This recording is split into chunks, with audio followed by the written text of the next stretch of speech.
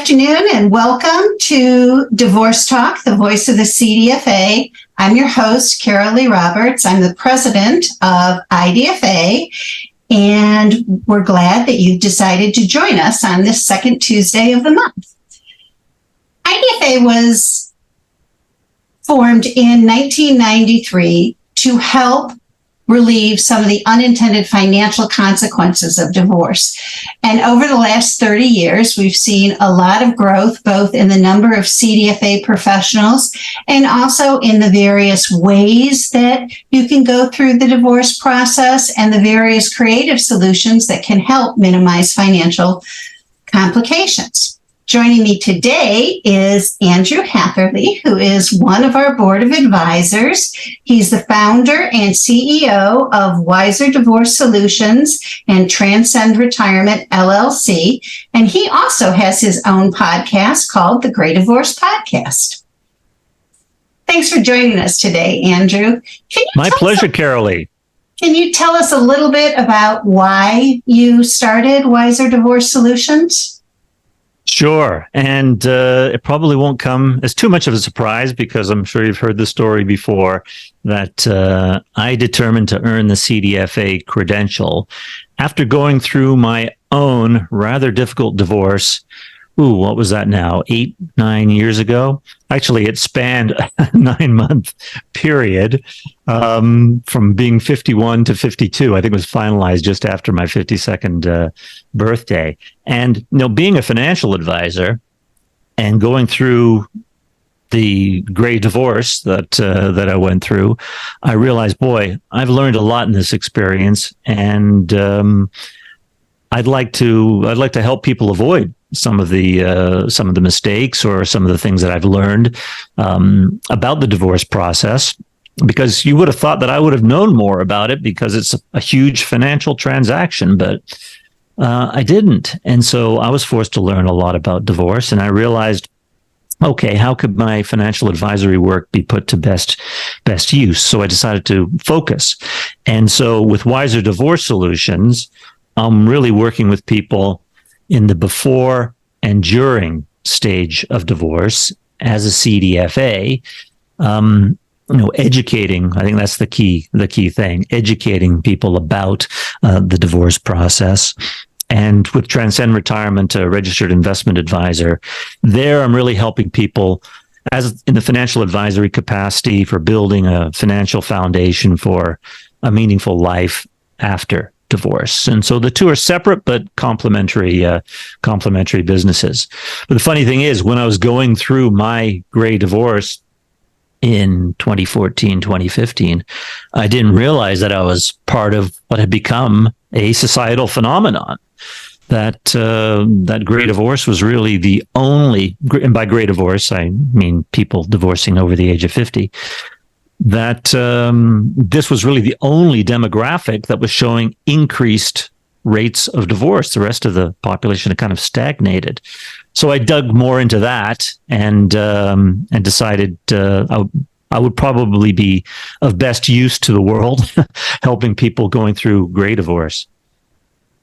So as I go to different conferences and meetings around the country and also talk about divorce and divorce trends, as soon as I mention the only demographic that has an increase in the rate of divorce is people over age 50, 9 out of 10 times the next question is, so what causes that? So what are your thoughts on what is causing the trend in gray divorce? There are a few things. I think probably number one is that there's an increased acceptance of divorce in society. People it's not the social taboo it used to be. And, people are, the population's aging. And I think a lot of people in their 60s and 70s are now realizing, they may have more than 5 or 10 years to live. They may have 10 or 20 years to live and live well. And so I think they're determining that I want to make the most of my life going forward. And it may not be with this person that I'm with. The other thing is that older people have typically, and I mentioned increased acceptance of divorce, older people typically may have already been divorced. And for whatever reason, the divorce rates for second and third marriages are higher than they are for first marriages. So that probably bump up the divorce rate. I think a key also is the increased economic power of women. They're no longer as tied to a marriage situation for an economic purpose as they might have been 30, 40 years ago. That's not to say that there aren't economic consequences of divorce for both women and men, but certainly the increased economic independence of women, I think, has contributed to increased divorce rates for the older population. Another thing is the personal development industry. You can't go anywhere without reading about living your best life, improving your mindset, achieving your dreams, following your passions.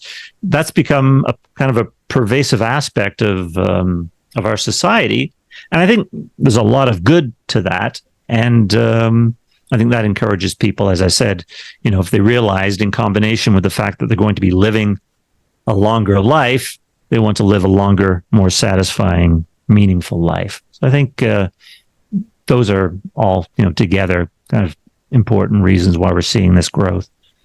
One other thing I'd mention is, this is not only happening in the U.S. Gray divorce is a phenomenon in the U.K., in Japan, in China. In Japan, they actually call it retired husband syndrome. I didn't know that. Yeah, the driver for gray divorce. And they're looking at, frequently this is the age in which the children leave the nest. Suddenly husband and wife are home together without the children as any sort of buffer. And in retirement, they're together a lot more. So if it wasn't all that fulfilling a relationship and now you're together a lot more, that can cause stress on it as well. So. That's a very good point. And I've seen that with couples. All of a sudden, and retirement. The issue of retirement plays into the social consequences of gray divorce significantly. The old idea. Well, I don't know if it's an old idea of retiring from something. I think you should be retiring to something and having a purpose, or retirement is actually a relatively new concept in Western civilization. Probably because we didn't live past 45 or 50 for millennia. But I think mentally you need something to keep you active, keep you interested, give you a reason to get out of bed in the morning. And if you're retired and you don't have that and you become depressed, it can have negative effects on the relationship. And I think that certainly is a contributing factor to increased rates of divorce. I wanted to add one thing, Carol Lee, is that incidentally, the key pioneers in divorce research really are Susan Brown and Yifan Lin from Bowling Green University. And they came out with a paper recently, and the research is showing that gray divorce, but the increased rates really in the last 10 years are being seen in the over 65 group. The 50 to 64 have kind of stagnated. And as the baby boomers have gotten older and taken some of their attitudes into older adulthood, 65 and plus, that's really the area where we're seeing increased divorce rates. Yeah, it is surprising. I also get the question a lot about why anyone would want to work with divorcing couples because it's so emotionally fraught. And I'm always a little surprised by that particular attitude because, yes, we've seen the War of the Roses. We know how bad a divorce can be. But we also know lots of people that go through divorce without the histrionics and the highly charged emotional content. So How do you answer that question? Why would you want to deal with divorcing couples? Wow, could talk about that all day. You know, before my 60 plus head forgets a point here, you talked about the histrionics and whatever. It doesn't have to be that way. Now, there are always going to be difficult people, but there really, I don't think there are as many narcissists as the amount of times we hear that word. I think the divorce process, which I sometimes refer to as the divorce industrial complex, can push people to bad behavior. And I mean, inflexibility, short-temperedness, bitterness. When you've got litigious attorneys, fueling the flames, and you're writing them large checks every month, that's not going to encourage a calm, rational process. So I think the question of education comes into play here.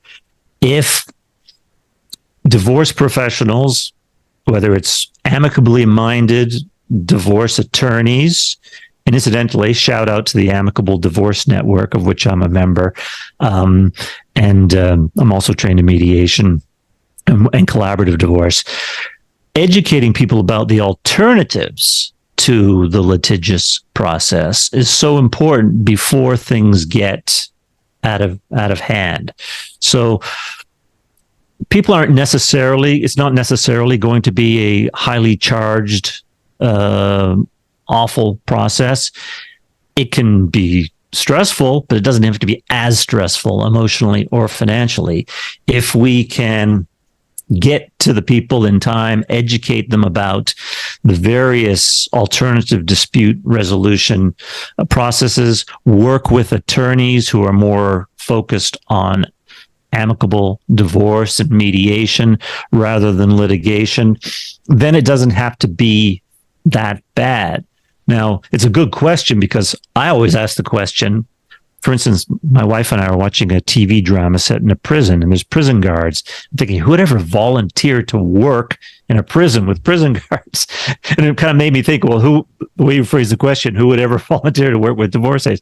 But divorcees don't have to be that. Divorcing people don't have to, it doesn't have to be so bad, and they don't have to be that sort of negative behavior that you see doesn't have to be encouraged by a process. Now, there's always going to be cases where attorneys are needed in a litigious type of process.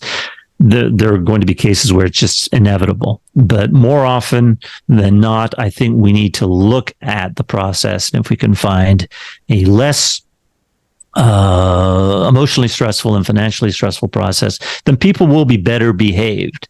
And I see this at divorce workshops, for instance. I give periodic divorce workshops, and people come in and we call it divorce brain, the kind of deer in the headlights, the stress.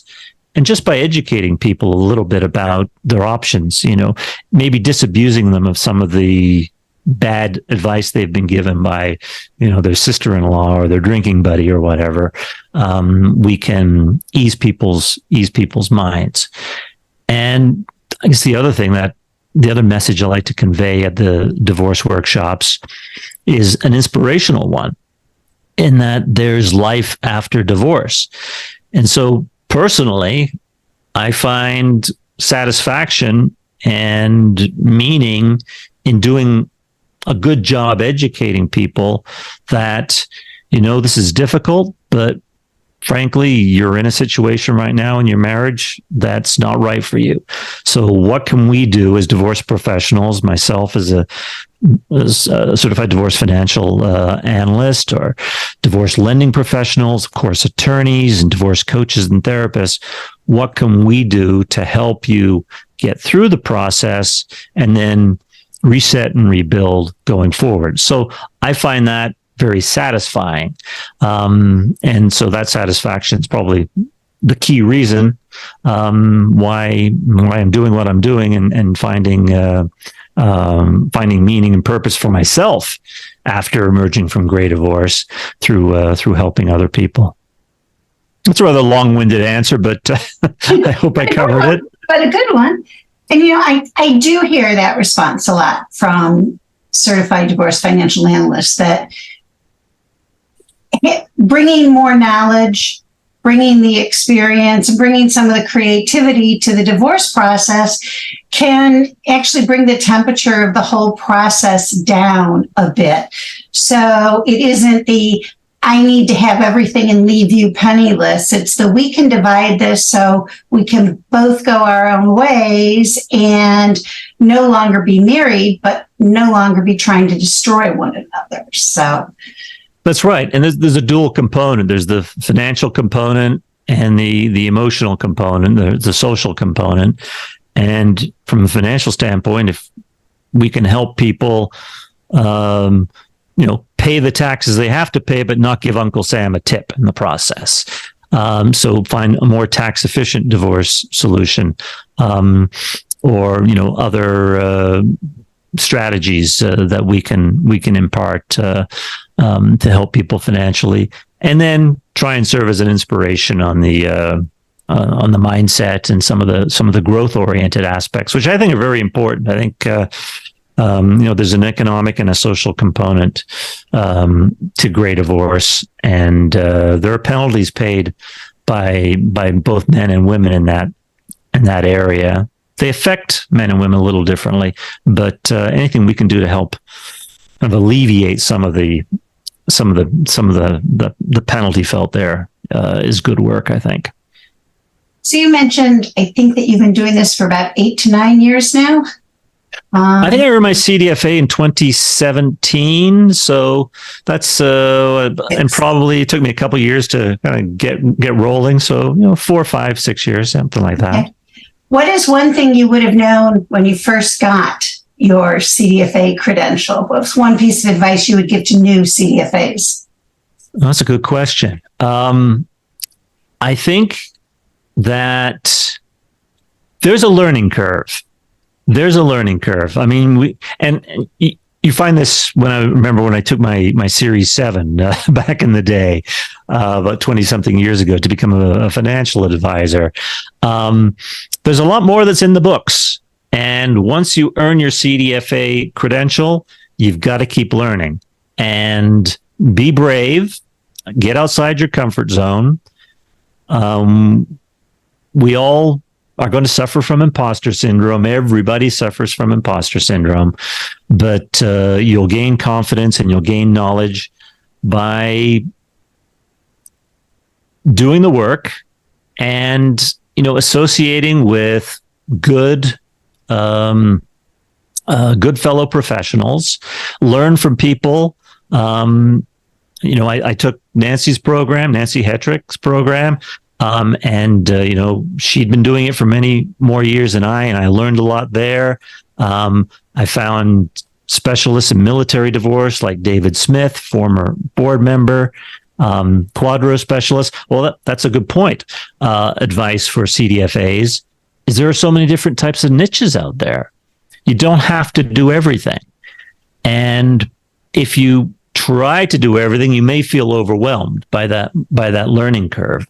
So I think if you want to, build a career or complement your career with specializing in the divorce niche, find the sub niches within the divorce world. I mean, you could just do neutral work, or you could do litigation support work. Focus on older divorcees like I am. And I've kind of sub-niched that down as well by including a component, that social psychological component. So I incorporate a lot of educational material and research of positive psychology into the work that I do. I've been a financial advisor for 20 something years, but I'm not really a numbers guy. I mean, I can work out important numbers like percentages and withdrawal rates and things like that for retirement income, but I'm more of kind of the big picture. What can we do to create a financial foundation for a meaningful life? And I just don't throw the words meaningful life out there. So my niche is kind of the people in their late 50s, 60s, looking to rebuild, and incorporating that, both the financial and the psychological component in it. And I would advise newly minted CDFAs, keep learning. We do, the IDFA does great monthly webinars where we can earn CE credit as well. It's I've learned a lot. I mean, last month's interview with Tim Boyd, I mean, wow, that was really really good stuff. There's lots of information there. Specializing quadros. I mean, that's a world of stuff there. So there's a big learning curve, but if you use the resources out there with other professionals, they can help you through the learning curve, and maybe you find an area to specialize in working with women, specialize in working with men. Although I would subdivide that, because that's a pretty large niche there as well. There's something else I want to say. I can't think off the top of my head, but hopefully it'll come back to me. And along those lines, for somebody new starting out, besides specializing in a niche or making sure they attend our monthly continuing education webinars, there's also different groups that provide support. The Association for Divorce Financial Planners. You mentioned Amicable Divorce. The Amicable Divorce Network, yeah. Nancy's Financial Planner Training Center has a lot of resources for people. They're out there if you look around, and it's always easier to start something when you have some backup and you're not reinventing the wheel. No, for sure. And, I mentioned a little bit about, imposter syndrome. By virtue of earning the CDFA credential, you're already an expert. You already know more than 95% of the rest of the world about the finances involved in divorce. Not having practiced, you're going to feel a little nervous about getting out there in the world. But it's like anything worth doing, feel the fear, do it anyway. Nobody's perfect. Be honest. Admit when you don't know something. And as you said, there's tons of resources out there through Facebook groups. It's ADLP, right? Association of Divorce. No, AD. Financial Professionals. It's ADFP. ADFP. The resources there. So just keep learning. And funnily enough, one of the unforeseen benefits. I mean, I guess I kind of knew it would be a benefit of doing the podcast. I mean, the Gray Divorce podcast, we just recorded episode 25 yesterday. And, people always talk about podcasts, and let's face it, doing podcasts for business purposes to get business. Yes, but, I did a lot of research on podcasts, and I realized it's a long game. And it would probably take time to get business from doing a podcast. But in the meantime, there's a lot of benefits. And one of the key benefits is learning, because whether I'm hosting a guest, I just released a podcast this weekend with a certified divorce lending professional. So that forced me to come, sharpen the toolbox a little bit about lending issues in divorce. I've done podcasts with mediators. It's encouraged me to learn more about that so that we can do a good podcast. So, I've learned a lot in doing the podcast, and, it's pushing the envelope. It's, not something I'd done before. So there was a little bit of getting outside the comfort zone, which is always a good thing, I think. And, it's opened a world of opportunities. Today I'm a guest on your podcast, which I think is the fifth guest appearance I've done in the last 11 months since I started my own podcast. So, keep, there's all sorts of ways you can learn. And someone once told me when I was doing my MBA program that the best way to learn is to teach others. And I I eagerly took him up on that because he knew a lot more than I did. And so I credit this guy. I haven't seen him in 30, 40 years, but he got me through the MBA program because he taught me a lot of the stuff he knew. And it helped me a lot. And apparently it helped him too. So teaching people helps. Along those lines, a podcast is an interesting way to get your name out there and to get the message out there.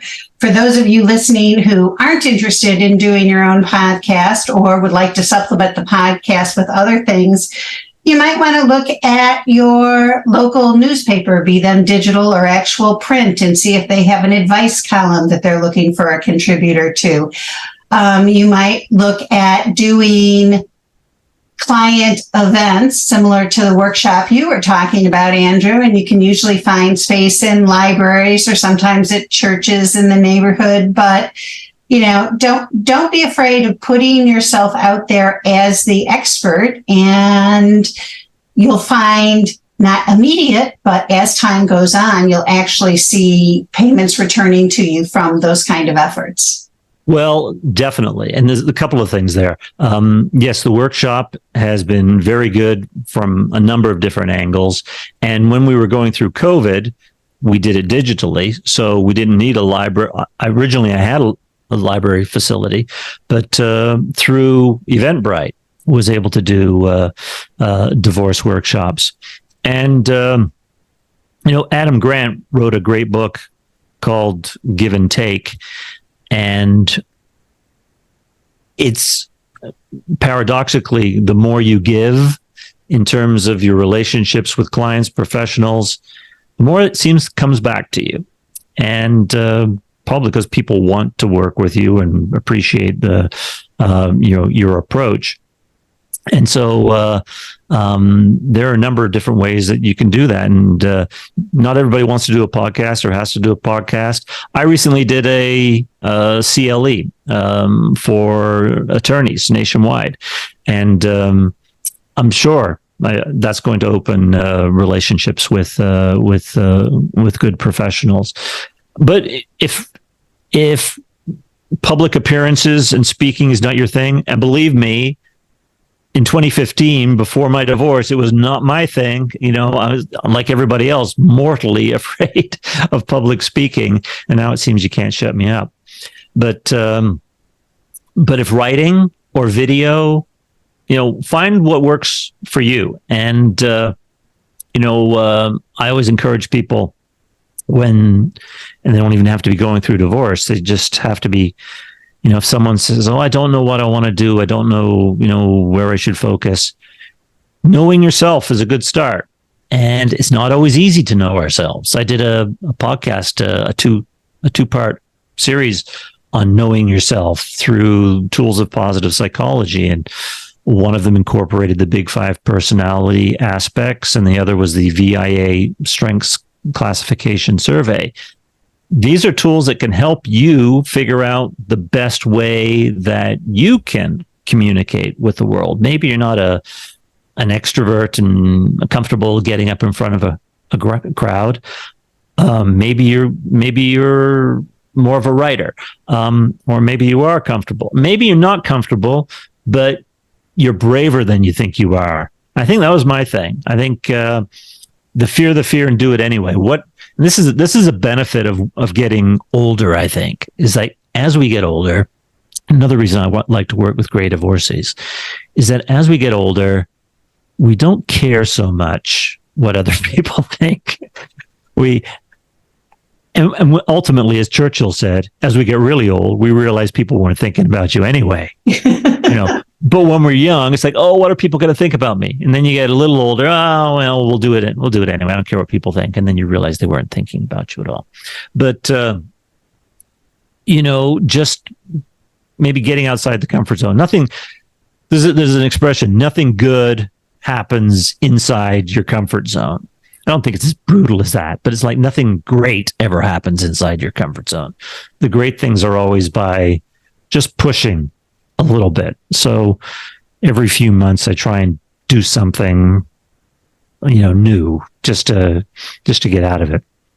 I did that on a recent trip, and I ended up crashing on my bicycle. So that doesn't always work out.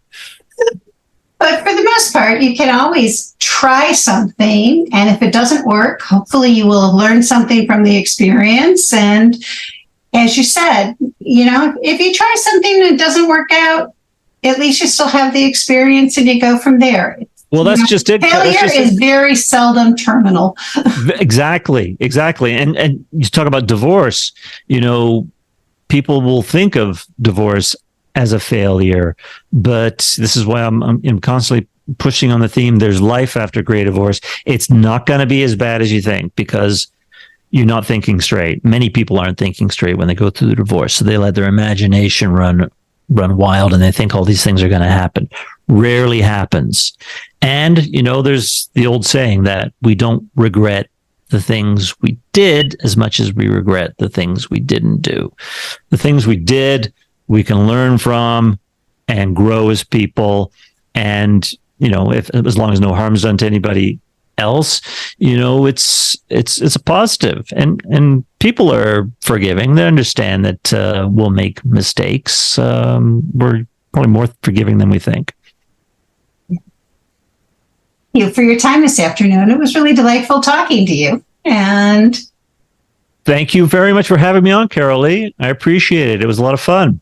Thank you for letting me talk so much. I didn't realize I was going to talk so much. No, all good information. Thank you very much. You're welcome.